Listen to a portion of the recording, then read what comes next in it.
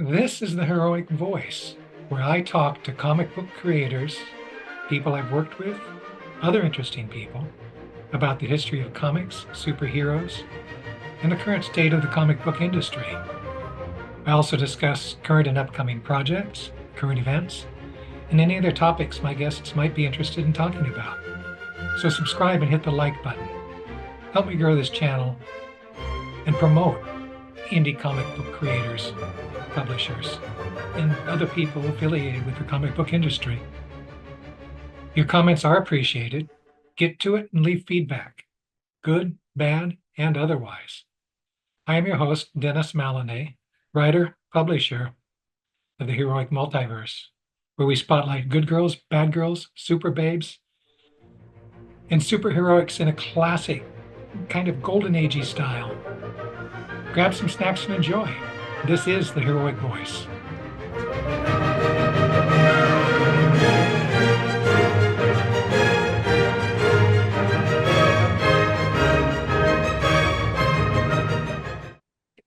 Hi, welcome to the Heroic Voice. I am Dennis Maloney. This is March 1st, 2025, the dawn of a new month. And I am here with Kaj Kunstmann, whom I'm going to give free rein to talk about anything that comes to mind. So, but let's start with the usual question, how you got into comics and what your impetus was for doing what you do, if you would please. Sure. I think I've always been pretty steeped in nerd culture ever since I was a kid. I'm a younger sibling. My older brother was very much into video games growing up. So video games was kind of a gateway to comics and anime and manga, and particularly web comics. Um, Honestly, more than any other format of comics, I think I read web comics the most. Um, like VG Cats, Penny Arcade when I was really young, and then moving into kind of more, not mature, but sophisticated material like Octopus Pie, The Less Than Epic Adventures of TJ and Amal. There were just so many that I was consuming as a young adult and in my teenage years, moving into adulthood, that left a mark that I couldn't even name, that if I went to look them up again, they're just gone probably. Like they were hosted on Angel Fire, GeoCities or something that has just been lost in the tides of the internet time. So, there's just so much room to explore creativity and like stories and character development, character narratives through comics, and particularly on something that's as low stakes as web comics, where you're not worried about printing costs, you're not worried about advertising, you're just kind of doing whatever kind of sparks your heart. And then at some point in high school, I got involved in drama class, not petty drama.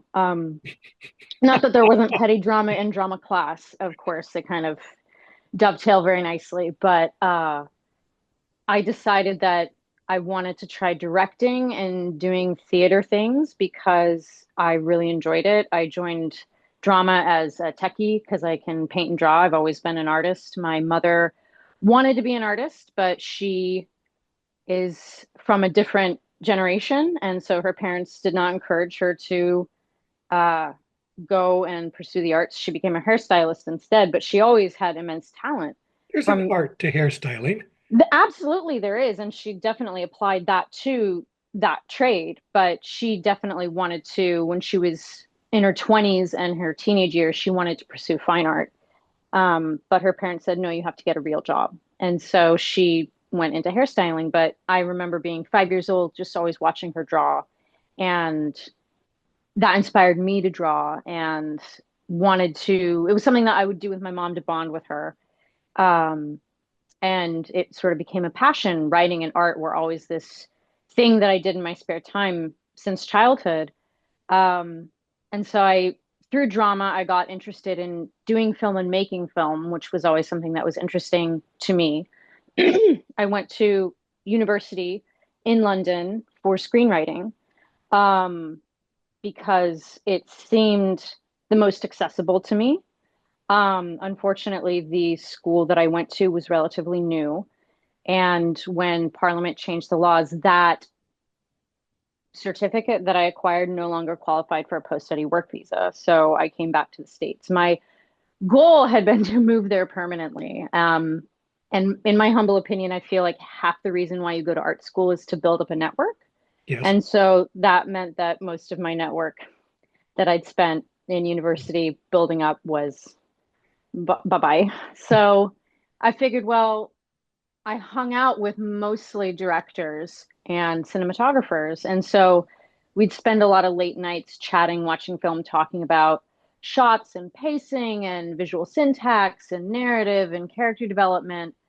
I thought I can draw. I'd always toyed around with the idea of doing a comic, a web comic. Like, if I am too scared to move to LA and try to break into the screenwriting scene, I'll just go into comics instead. And that's essentially what I did. I combined these two skill sets into one thing that, I mean, comics and storyboarding are kind of cousins anyway. Yes, So they are. it Mhm. was pretty much, I wouldn't say a seamless transition, but that was what I decided to do. After I got back from film school, I spent a year writing a 500-page novel that will never see the light of day. Why do It you was, suppose it will never see the light of day? You don't have any oh, confidence in yourself? it was real old. It Ah, was real old. revisit it. Revisit it. Yeah, there, put some there, perspective. there are definitely some concepts from that project that I intend to reuse in upcoming projects, mainly characters and sort of I really don't like to use the word abilities, but yeah, abilities, characters and abilities from that novel that I think would work well in some projects that I'm fiddling with. Okay, But projects. What was your first comic book project? so my first comic book project was Warhead. Um, this is a almost 700 page trilogy that I made over 11 years. Long time. Um, It starts in black and white, and this is the web comic that I started my career with. So it starts with in black and white, and it's pretty um not graphic, but it's chunky. There's a lot of black, there's not a lot of gray, really bold line work. I would say that any sort of lack of finesse for human anatomy that I had at that time, I tried to cover with really bold graphic line work.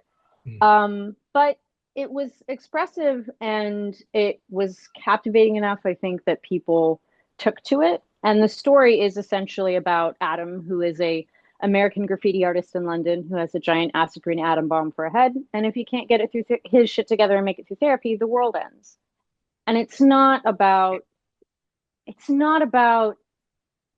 the sort of it comes off as being very punk in the start, and it's about graffiti art and there's implied drug use and it's kind of dark and edgy, but really it's about kind of confronting yourself, not in like a physical battle way, but in a conversation with yourself. And the work that it takes to get there. And I started this project before I knew that I needed to be in therapy.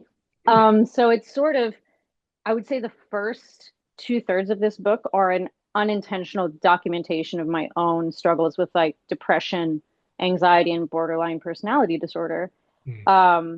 I started it in 2013, and then I think in 2017 was when I started therapy. So it was 4 years of me just kind of pouring my heart out onto the page, not knowing that the character and I are going through the same Uh, thing. Um, so this black and white world you implied eventually gains color. Yes, it does. The third book is where I switch over to color. Slowly over the course of the book, the art becomes kind of more refined. Um, Well, you would the expect yourself to be growing as an artist. Yeah, yeah. I pushed myself. I could have stuck with just graphic, bold line work, but I really wanted to see what I was capable of and push myself to make something that was a little bit more refined and able to depict the things that I really wanted to capture. You wanted to Um, do something that you would find pleasure in, right? yeah, You weren't yeah, satisfied exactly. with what you were doing in the beginning, so you pushed your own boundaries to find your own style, your own techniques. Yeah, yeah, exactly, exactly. Um, and then yeah, and coinciding with a plot point, the project goes into color in the third book. Um, so it's and I think I probably would have gone with color at the beginning, particularly because the character has such a vivid characteristic for a head, acid green, etc. But I wasn't anywhere near confident enough to do color work by myself.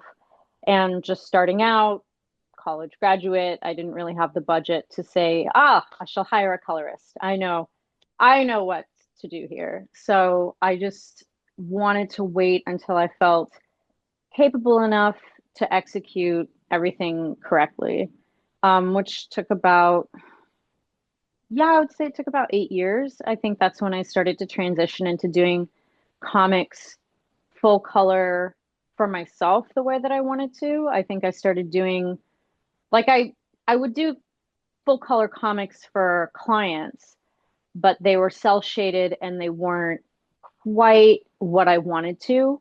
And so it was a learning process, and I'm really grateful that the clients that I've had over the years afforded me the opportunity to work those muscles and build that resilience and build those Yeah, skills. I do coloring. I've colored a lot of stuff that's appeared in the Heroic Publishing books, but I am not as good as other people are at it.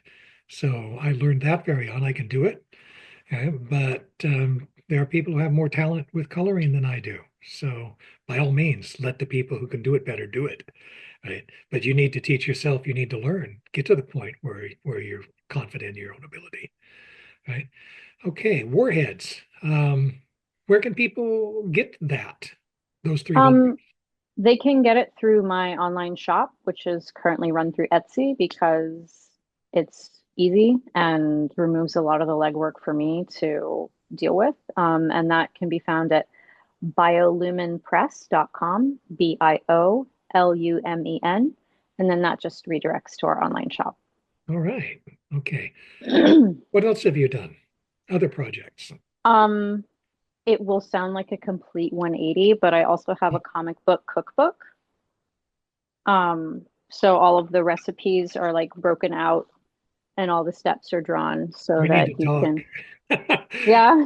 No, seriously. Yeah, I would like to do some, comic book cookbooks with, say the Black Enchantress, like Cajun recipes, stuff Mm, like that. Flair, German yeah, recipes, yeah. South American recipes. So we should talk about that. Oh, Um, yeah. Yeah, absolutely. This is sort of, I guess, pulling on the influence of my other parent. My father owned a restaurant. I grew up in a restaurant from ages, I think, 0 to 5. I spent half my life in a restaurant.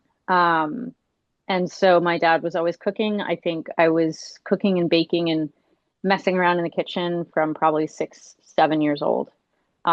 And I've stuck with it. And so when I started Trash Dragons Tasteful Nudes, Foods, and Treats, it started as just a single issue floppy with like 5 recipes, but we would sell out every show at WonderCon, Comic Con, mhm. etc. Um, and so I developed, I had my Rolodex of recipes that I translated into the comic book, but I also included things that are really basic, like how to mince, how to safely chop, not cut your fingers off, how to beat an egg, how to fold two ingredients together. So if you're trying to fold a meringue into, like some peanut butter to make peanut butter meringue or what have you. Divinity, Yeah, yeah. And so which I it, never got right. I never got divinity right. It always ended up being more like taffy. I've never had divinity. Oh, What is it? it's you have it at Christmas for the most part. It's a fluffy, light, white, sugary meringue kind of fudge like if it's done properly. Oh, Look it I'm up. I'm You gonna should look that try it. up. You Yeah, should try yeah, it. You yeah, probably have yeah. better luck with it than I ever did. Yeah, that sounds interesting. I got over my fear of like meringues when I started making chiffon cakes, which I Hmm. do have a recipe in here for a pumpkin spice chiffon cake. Um, and I mean, my dad was always baking, and cooking just everything under the sun. And I've taken up sort of the proud family tradition because my dad was born in Germany. Both of his parents were born in Germany as well, and so. Um, every year we'd have Stollen, which is it's like a spice enriched dough with marzipan in the middle, and in the dough is like rum soaked or brandy soaked fruits, lemon peel, orange peel, currants, apricots, slivered almonds, and then after you bake it, it's brushed down with butter and then coated with powdered sugar. Um, Ever made watermelon rind tea? no. Look it up. Ooh, Very okay. healthy. Yeah, no, I'll check that out. Yeah. It's That's the Stollen isn't one that's in the cookbook, but I'm working on a volume two, and that one will definitely be in there. All of the recipes in this cookbook are vegetarian, but it's really easy to sub in meat if you aren't vegetarian. And it's also really easy to make things vegan. I don't use a lot of egg generally.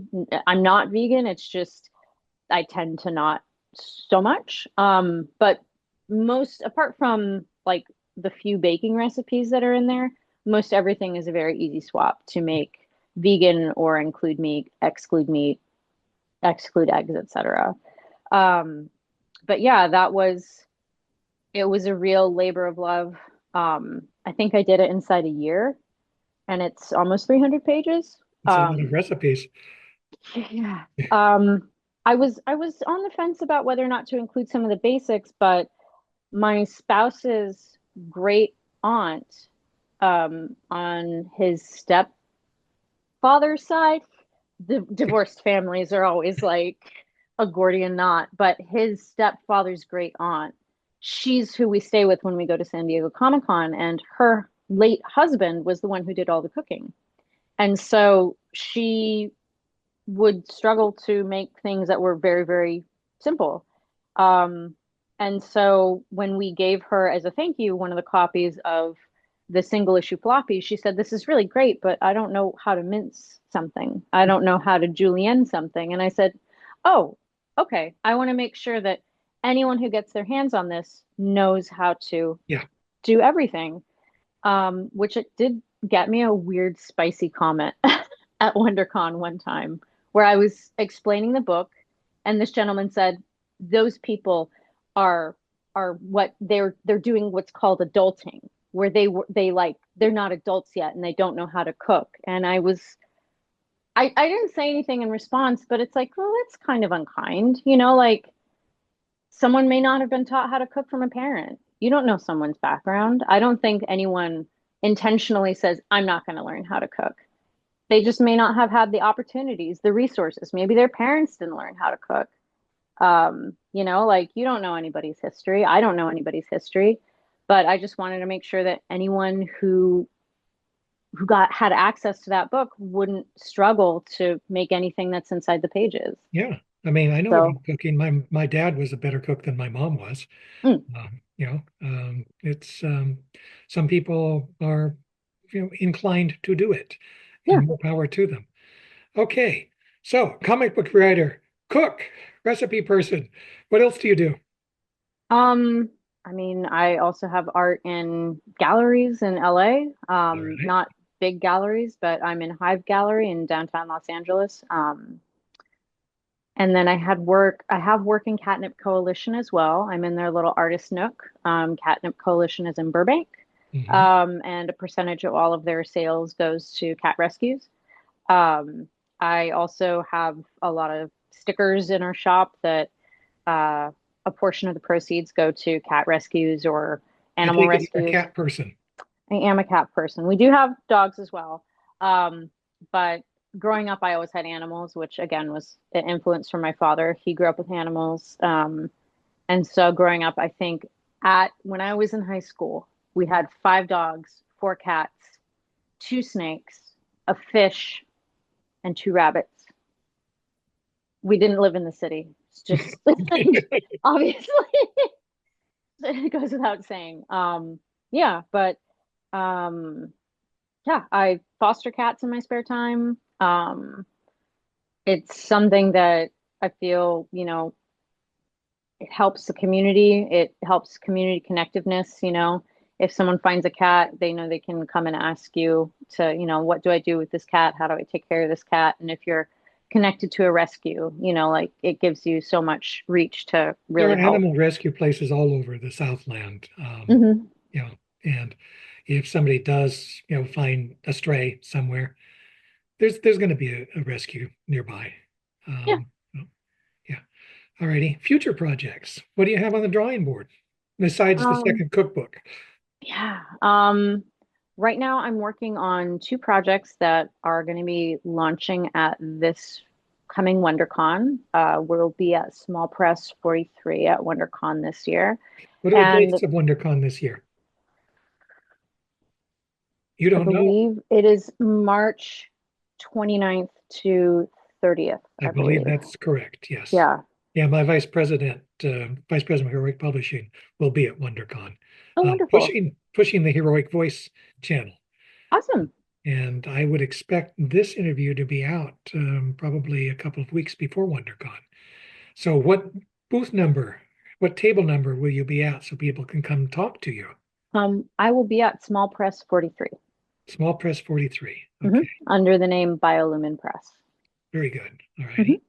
Mhm. At that show, we will be launching two projects. One of them is a dumb little cat comic called Disco Cat, based on these little holographic paintings that I do. I just started doing them in my spare time as a way to decompress and have fun with these paints that I found from a maker in, I think, Inland Empire.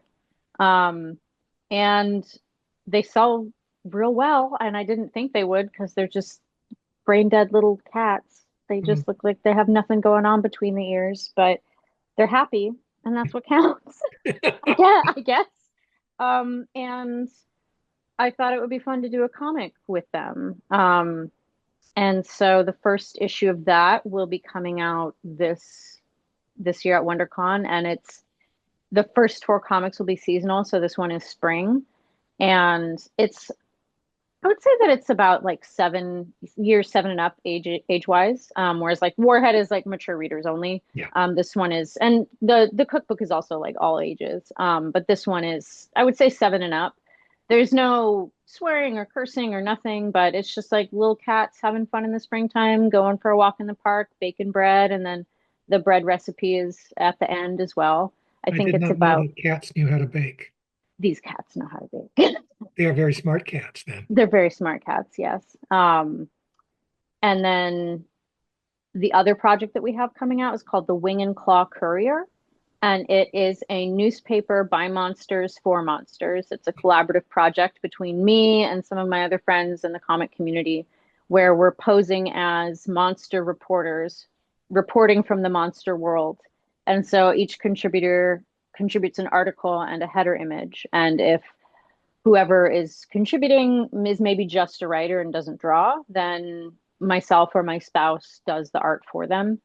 And so, for example, my article is about a thief at, or a theft at an antique shop in one neighborhood in this monster world, and my reporter is one of those kasa yokai, the Japanese monsters that are just like an umbrella with a big eyeball and a tongue. I am But familiar he with has this. like a little reporter's hat and like Um, his arms and like a notepad. And so our friend Morgan Gill, who's a character designer in the animation industry, she does amazing work. She contributed a travel article where a little fawn goes to an elven resort palace and has some me time, and takes a vacation. Our friend Angela Odling, she contributed an advice column called Ask the Love Lich. So if you're having troubles in your romance life, ask the Love Lich. And so sure. it's just back and forth. And so all of these writers and artists will be coming through ideally, like issue after issue. It'll be releasing quarterly. So the next issue will be out for Comic-Con, and then after that, we'll do one in October and one in December. Um, but yeah, it was just something that I wanted it to be an opportunity to have a good time with my friends, and I didn't want it to be high pressure. So I've contributed to comics anthologies before, many, many over the years, and they're always this kind of stressful affair where if you get notes back and you already have the thumbnails done,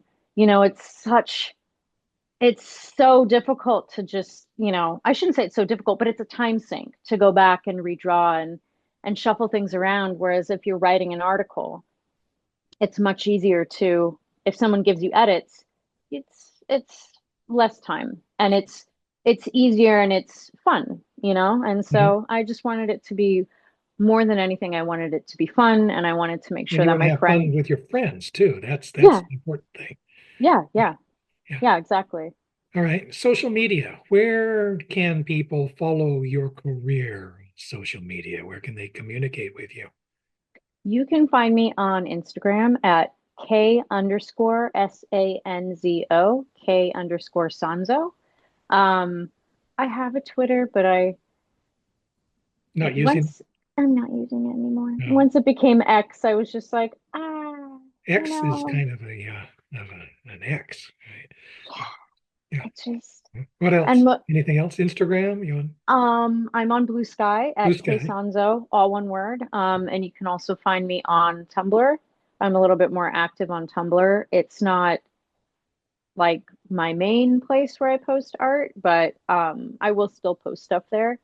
And I think you can also find other upcoming works from Biolumin Press at Biolumin Press on Instagram. That makes sense. Mhm. Um, and then sometimes my spouse posts updates as well, which is at JL_Grillo, I believe. Could you spell that? On People might be interested in following his work too. Yeah, JL_Grillo, which is GRILLO. And his work is adorable. It's, as he puts it, cute animals with curse words, but it's also like inspirational and stuff. So, Bollocks the um, cat. yeah. But yeah, it's we then together. We actually met at San Diego Comic-Con in 2019, and we're married about a year later. So, less than a year later. Yeah, it's, as he says, his own words are, he married into the empire, the comics empire that I have, which is not an empire. But yeah, I think that's it. I think I have an anthology coming out with Andy Nordval as well called Bad Futures that's going to be launching this month at some point. And then I have another project that'll be launching during Comic-Con that's called Nyakuza Noodle, which is also a cat comic, but a little bit more, it's a comedy, but it's not, it's different. It's like if the way of the house husband met cats, I guess is the only way to describe it. But yeah, Hard to describe. All right. yeah, What advice yeah. would you give to young people watching this who would be interested in starting into the comic book industry, whether it's web comics or more traditional forms? And then I think that'll probably do it for now. You know, do you have any Yeah. advice? Yeah, I do have advice. I would say practice. Um, See if you can find a mentor. Like I still have a mentor. Mercifully, I had a mentor growing up. Uh, I met her in my 20s. She's like an abstract artist, but she also does calligraphy and framing, and she still has an eye for art in general and the principles, and that really helped me. And now I have a mentor who's an illustrator more in comics. And she helps me redline my work. If I'm stuck on something, it's always good to have an extra set of eyes. Start getting involved in the community, talk to people, go to shows. Even if you're not going to vend at shows, go to shows. Um, Ask if people are okay to review your work on the show floor before you just hand them your portfolio because they might not feel comfortable Yes. giving feedback in the moment. Um, Build a rapport online with people, make friends. I've gone to panels and networking events where writers ask, how do you get people to draw for you? And I'm like, you got to pay them or they got to be your friends. There's no other way around it. You can be both. Pay them and they can be your friend. Yeah, exactly. I mean, like all the people who are contributing to our little monster newspaper, I'm also paying them, like I want to support my friends, but make friends, practice, and especially if you have a project that you really want to just start working on, just start. Um, I see so many people who start web comics and then they get stuck in this loop of this isn't good enough. Mm. And they get 10 pages in and then they start over. And then they get 10 pages in and then they start over. And so I think that is maybe the one trap of web comics is that because you can just redo those pages and re-upload those pages and delete the old ones, it sort of tricks you into thinking that you're making progress. But you can still make progress, and maybe you want to go back and redo some pages before you print them. But I started printing Warhead pretty much at the same time I started posting it online. And so I sort of forced myself to keep going, even if I thought, I could have done that better. And even now, there's some pages in volume one where I'm like, Yeah. and I re-lettered a lot of it before I printed the first volume. And even then, when I re redid all of them for the launch of the third book last year, I also went back and if there was anything, mainly with lettering, which is probably my Achilles heel, that felt not good enough, I redid it because I'd grown in Yeah, in those I've 10 done that. years. And we Yeah, collect stuff into trade paperback volumes.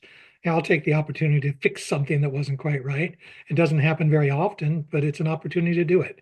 yeah, Well, yeah. Kaj Kunstmann, I want to thank you for spending time with us.